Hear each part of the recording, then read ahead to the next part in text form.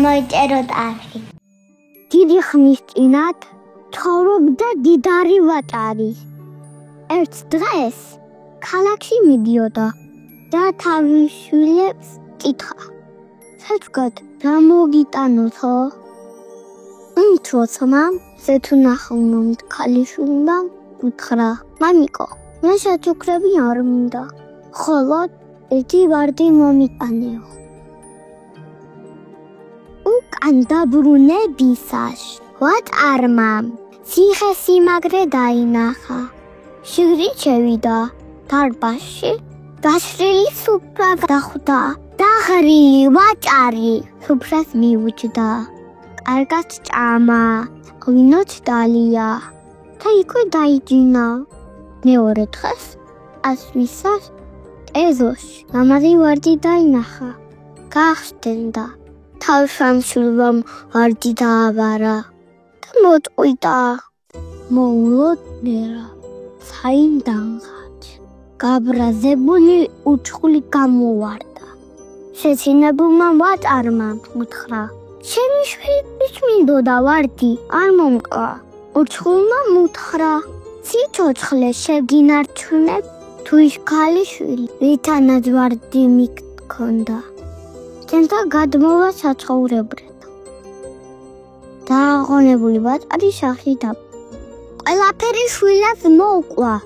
ზეთუნახავმა რომ მოისმინა, მაშინვე უთხრა: "კარგი თანახმაა, გადავალ იმ ციხე-სიმაგრეში."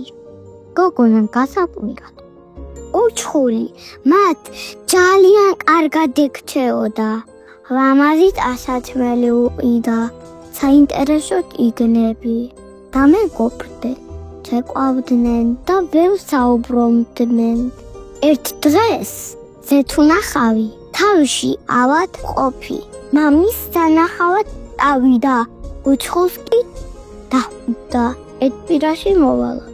როცა თავის სახლში მივიდა, მის დებს შეშურდა მისი ბედნიერება და უთხრეს დიდი ხნით დარჩი. ზეთუნახავს პირობა დაავიწყდა და ღამი შაშინელი სიზმარი.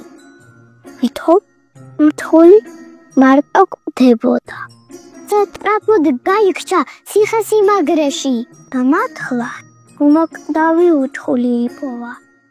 "ხო არ დამტოვო, ძალიან მიგვერხარ, არტი და გოგონო." მოულოდნელად უცხული უფლისწულად გადაიქცა. თუმე ზეთუნახავის სიყვარულმა ჯადოსგან გათავისუფლა. მალე დაქორწინდნენ და ბედნიერად ცხოვრობდნენ.